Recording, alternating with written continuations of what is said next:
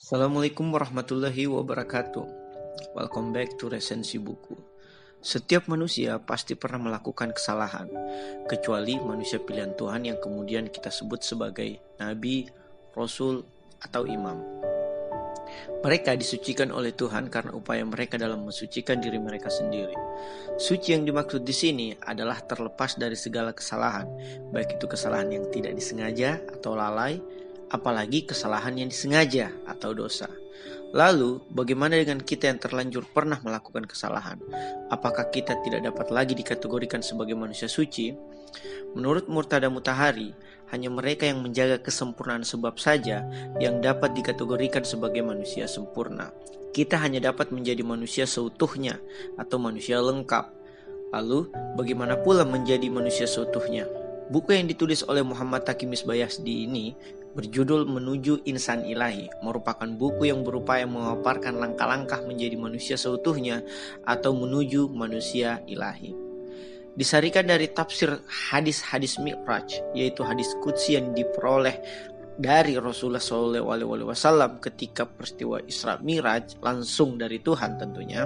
Buku ini terbit pertama kali dalam bahasa Persia pada tahun 2012 dan diterjemahkan serta diterbitkan oleh penerbit Citra bekerjasama dengan Lembaga Internasional Ahlul Bait pada tahun 2015. Buku yang terdiri atas 29 bab ini kemudian tersebar ke dalam 324 halaman. Ridha dan tawakal adalah dua sifat yang mesti dimiliki manusia ketika ia berupaya menapaki jalan manusia ilahi.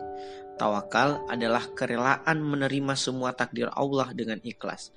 Sementara ridha adalah kerelaan memberikan yang paling dicintai kepada takdir yang ditetapkan Allah dengan ikhlas pula. Keduanya memiliki esensi yang sama, yaitu ikhlas kepada takdir Allah. Perbedaannya adalah pada sikap yang diambil. Jika tawakal menerima segala takdir Allah, ridha memberikan segala yang dicintai kepada takdir Allah. Mari kita mengambil contoh sederhana lelaki yang berserah diri pada takdir Allah karena lamarannya ditolak oleh calon mertua disebut tawakal. Sementara lelaki yang berserah diri pada takdir Allah ketika istri yang merupakan kekasih hidupnya meninggal di usia muda adalah contoh dari sikap ridha. Para nabi, rasul, dan imam alaihissalam bukan saja tawakal, melainkan pula ridha. Itulah mengapa mereka disebut sebagai manusia suci. Tawakal dan ridha pada qada atau ketetapan Allah adalah sesuatu yang sangat mulia. Karena Allah Subhanahu wa Ta'ala tentu menghendaki yang terbaik bagi manusia. Seorang yang tawakal dan ridha disebut sebagai pejalan yang berupaya meraih kecintaan ilahi, atau dalam istilah sufinya adalah suluk, sehingga mereka digelari sebagai para kekasih Allah atau para wali Allah. Nah, bagaimana kemudian mengidentifikasi bahwa seseorang merupakan wali Allah atau kekasih Allah? Nah, diperlukan beberapa kualifikasi. Namun yang paling utama adalah mereka senantiasa mengingat kepada Allah Subhanahu wa Ta'ala, mencintainya, serta tawakal dan ridha pada segala ketetapan Allah Subhanahu wa Ta'ala.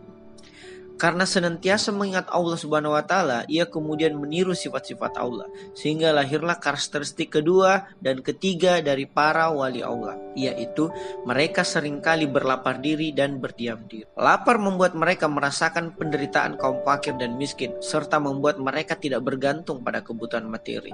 Sementara diam membuat mereka menghindari pembicaraan yang sia-sia, yaitu pembicaraan yang merupakan cikal bakal perbuatan dosa lainnya, seperti berbohong, mengumpat, mengecewakan hati orang lain, melebih-lebihkan, atau mengurangi fakta yang sesungguhnya. Maka orang yang boros dan banyak bicara sia-sia dapat dipastikan bukanlah wali Allah dan menjauhkan ia dari jalan menuju manusia ilahi. Karakteristik keempat dari kekasih Allah Subhanahu wa Ta'ala adalah menegakkan sholat. Karena mereka senantiasa mengingat Allah, maka mereka adalah pribadi yang bukan saja mendirikan sholat, melainkan pula menegakkannya. Mendirikan sholat hanya sebatas pada kewajiban pribadi dan ritual, sementara menegakkan sholat lebih kepada kewajiban sosial dan akhlak publik. Salah satu keutamaan bagi para wali Allah ialah karena seringnya mereka mengingat Allah, maka mereka diberikan anugerah berupa kemampuan berbicara dengan Allah. Kemampuan itu diterima oleh para nabi, rasul, dan para imam. Jika tidak mampu berbicara dengan Allah, setidaknya kita dapat menjadikan pembicaraan Allah atau Al-Quran sebagai pedoman kehidupan kita sehari-hari. Karakteristik kelima dari para wali Allah adalah mereka bersahabat dan mencintai kaum fakir dan miskin.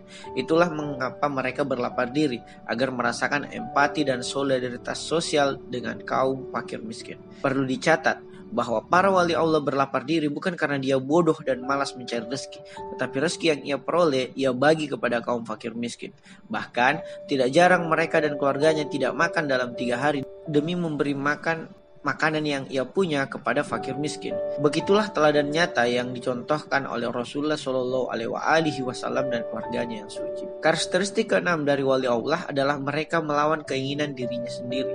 Jangankan keinginan, bahkan kebutuhan mereka pun terkadang mereka nomorduakan demi orang lain.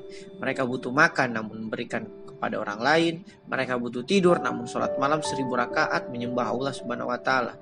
Tidak ada lagi nafsu atau keinginan diri dari seorang wali Allah. Semua ini ia khidmatkan kepada Allah Subhanahu wa Ta'ala dan makhluknya. Karakteristik ketujuh dari wali Allah adalah mereka merupakan ahli akhirat.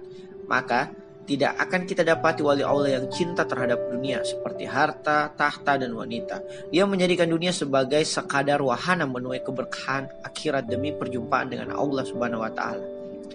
Adapun sifat yang disandang oleh ahli akhirat antara lain orangnya pemalu, hatinya hidup, takut pada keagungan ilahi, serta mereka merupakan pribadi yang mampu mengendalikan amarahnya.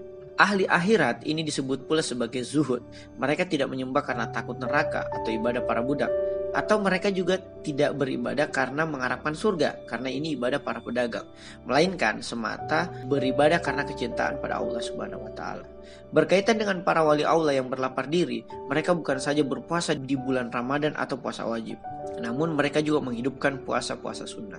Kalaupun para wali Allah memiliki keinginan, satu-satunya keinginan mereka hanyalah meraih keridaan Allah Subhanahu wa Ta'ala. Adapun 3 jalan untuk meraih keridaan Allah Subhanahu wa Ta'ala adalah dengan banyak bersyukur, khusyuk, dan selalu menautkan hatinya kepada Allah Subhanahu wa Ta'ala. Jika karakteristik para wali Allah telah dipaparkan, lalu apa instrumen yang mereka lakukan atau apa yang ia miliki dalam menapaki jalan keridaan ilahi tersebut?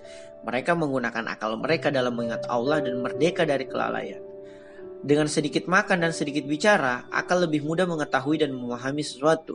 Karena banyak makan membuat kita mudah mengantuk dan kelelahan, sementara banyak bicara membuat kita susah konsentrasi dan juga kelelahan. Sebagai tambahan, ciri lainnya dari para kekasih Allah Subhanahu wa Ta'ala antara lain sikap wara atau menjauhi dosa. Diam, ini tadi sudah dijelaskan, rasa takut Allah dan menangis pada penderitaan umat manusia, malu kepada Allah dan makhluknya disebabkan merasa belum cukup berpahala dan merasa memiliki banyak dosa, sedikit makan, sudah juga dijelaskan, dan mencintai orang-orang baik karena Allah juga mencintai orang-orang baik tersebut. Dengan kata lain, mereka mencintai karena Allah dan membenci karena Allah. Untuk dipertegas kembali bahwa para kekasih Allah merupakan ahli zuhud yang paling utama. Hatinya sering bergetar dan menangis karena Allah Subhanahu wa Ta'ala. Mereka juga mempertautkan dirinya dengan bersahabat dengan para ulama dan kaum fakir miskin. Pada ulama, ia berkhidmat dan mengambil hikmah. Pada fakir miskin, ia berkhidmat dan memberi kebutuhan para fakir miskin tersebut.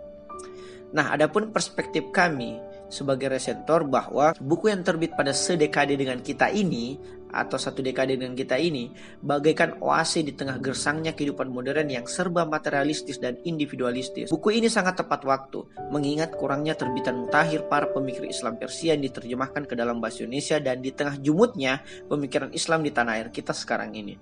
Meskipun terdapat beberapa pengulangan tema, namun buku ini merupakan panduan yang pas bagi Anda yang hendak berjalan menuju manusia ilahi, yaitu manusia yang sadar pernah melakukan kesalahan dan berusaha memperbaiki kesalahan tersebut dengan memohon ampun, tidak mengulanginya lagi dan menggantinya dengan perbuatan baik. Semoga kita semua termasuk manusia yang kembali ke jalan Allah Subhanahu wa Ta'ala. Amin. Ada pertanyaan?